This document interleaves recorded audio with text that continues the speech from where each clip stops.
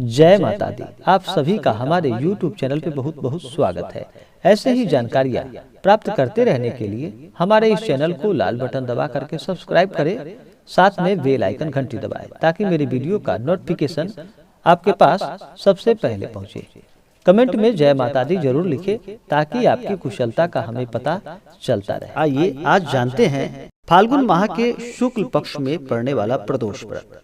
प्रदोष व्रत के दौरान भगवान शिव और माता पार्वती तथा शिव परिवार का पूजन किया जाता है। जो भी भक्त सच्ची श्रद्धा के साथ प्रदोष का व्रत करते हैं, प्रदोष का कथा श्रवण करते हैं, उनके सभी पाप नष्ट हो जाते हैं और भगवान शिव के कृपा से उनके सभी विपत्तियों का नाश हो जाता है और सुख समृद्धि की प्राप्ति होती है। इस बार फाल्गुन माह के शुक्ल पक्ष में पड़ने वाला प्रदोष व्रत 26 मार्च 2021 दिन शुक्रवार को किया जाएगा। शुक्रवार के दिन पड़ने के कारण इसे शुक्र प्रदोष के नाम से जाना जाता है। तो आइए जानते हैं शुक्र प्रदोष के व्रत पूजन, शुभ मुहूर्त और महत्व के बारे में। प्रदोष व्रत करने वाले को नियम और निष्ठा का पालन करना चाहिए। इस दिन ब्रह्म मुहूर्त में उठ करके अपने सभी नित्य क्रियाओं से निवृत्त होकर के गंगा नदी या घर के जल में ही थोड़ा सा गंगा जल मिला करके स्नान करना चाहिए, शुद्ध वस्त्र धारण करना चाहिए और भगवान शिव से प्रार्थना करनी चाहिए। मन में संकल्प लेना चाहिए कि हे भगवान शिव, हे भगवान भोलेनाथ, हे नीलकंठ महादेव, आप करोड़ों चंद्रमा के समान कांतिवान, त्रिनेत्रधारी, मस्तक पर चंद्रमा का आभूषण धारण करने वाले, पिंगल वर्ण की जटाजूटधारी, नीले कंठ तथा अनेक रुद्राक्ष मालाओं से सुशोभित, वरदहस्त, त्रिशूलधारी, नागों की कुंडल पहनने वाले, व्याघ्र चर्म धारण किए हुए, रत्न जड़ित सिंहासन पर विराजमान भगवान शिव जी हमारे सभी कष्टों को दूर करे और हमें सुख समृद्धि प्रदान करे। इस प्रकार भगवान भोलेनाथ से प्रार्थना करनी चाहिए और आपके मन में जो भी इच्छा हो, जो भी कामना हो, वह प्रभु से कहें। फिर दिन भर व्रत उपवास रहें और प्रदोष काल के समय, प्रदोष काल का समय सूर्यास्त से 45 मिनट पूर्व और सूर्यास्त के 45 मिनट बाद का समय प्रदोष काल का समय होता है। उस दौरान भगवान शिव की आराधना और पूजा करें तो यह बहुत ही लाभकारी होगा। प्रदोष व्रत करने वाले को दिन भर क्रोध नहीं करना चाहिए। अपने से बड़े और बुजुर्गों का सदा ही आदर और सम्मान करना चाहिए। महिलाओं का सदा सम्मान करना चाहिए और बच्चे को प्यार दुलार देनी चाहिए। मन में किसी के प्रति ईर्ष्या या द्वेष का भाव मन में बिल्कुल भी ना लाए। क्रोध लाने पर, ईर्ष्या का भाव लाने पर मनुष्य के सोचने और समझने की शक्ति भी क्षीण हो जाती है। इसलिए मन को सात्विक करें और दिन भर उपवास रहें और प्रदोष काल के समय में भगवान शिव का मंदिर में नहीं तो घर पे ही भगवान शिव के पूजन के लिए एक अच्छा सा जगह ले, वहां पे रंगोली 5 रंगों से मिलकर के बनाए और वहां पे भगवान शिव के सभी परिवार सदस्यों की स्थापना करे, उनका फोटो रखे, मूर्ति रखे और कुशा के आसन पे बैठ करके सफेद वस्त्र धारण करके भगवान शिव की पूरे नियम और निष्ठा के साथ उनका पूजन और आराधना करें।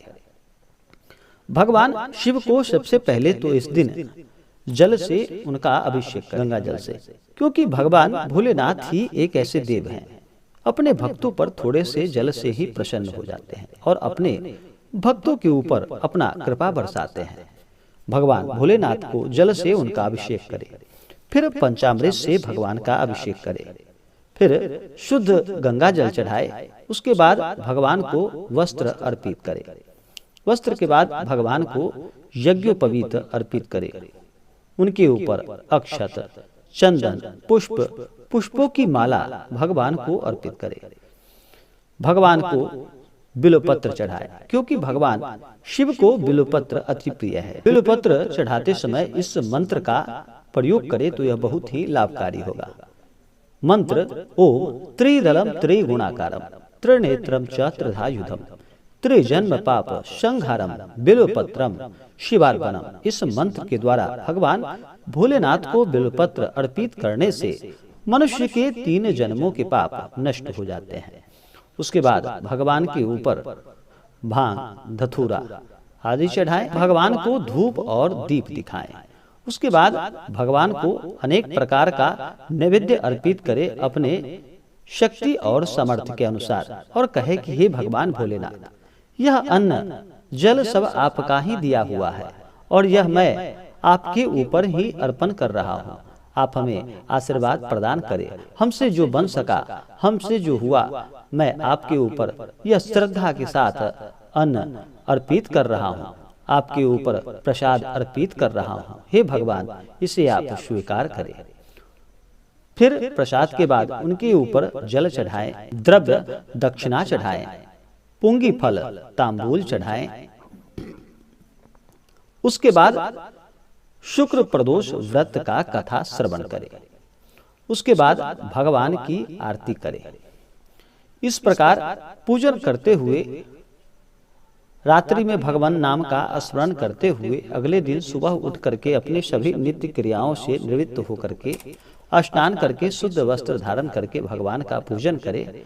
उसके बाद गरीबों को भोजन कराए, ब्राह्मणों को भोजन कराए, ब्राह्मणों को द्रव्य और दक्षिणा प्रदान करे। किसी भी व्रत का फल तभी प्राप्त होता है जब ब्राह्मण को भोजन कराया जाए, ब्राह्मण को द्रव्य और दक्षिणा दिया जाए।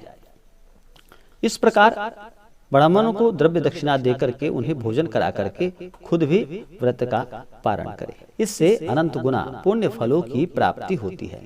भगवान शिव महाकाल है, रुद्र है। वह सभी प्रकार के अपने भक्तों की इच्छाओं को पूर्ण करते हैं। तो भगवान शिव का आराधना और उपासना करे तो यह सभी प्रकार के सुखों को प्रदान करने वाला है। भगवान भोलेनाथ अपने भक्तों की सभी इच्छाओं को पूर्ण करते हैं। तो आशा करता हूँ कि यह जानकारी आपको अच्छा लगा हो। ऐसे ही जानकारियाँ प्राप्त करते रहने के लिए हमारे इस चैनल को लाल बटन दबा करके सब्सक्राइब करें, साथ में बेल आइकन घंटी दबाएं, ताकि मेरी वीडियो का नोटिफिकेशन आपको समय से मिलता रहे। कमेंट में जय माता दी जरूर लिखें, ताकि आपकी कुशलता का हमें पता चलता रहे। वीडियो को लाइक और अपने मित्रों तथा दोस्तों के साथ शेयर करें। जय माता दी। धन्यवाद।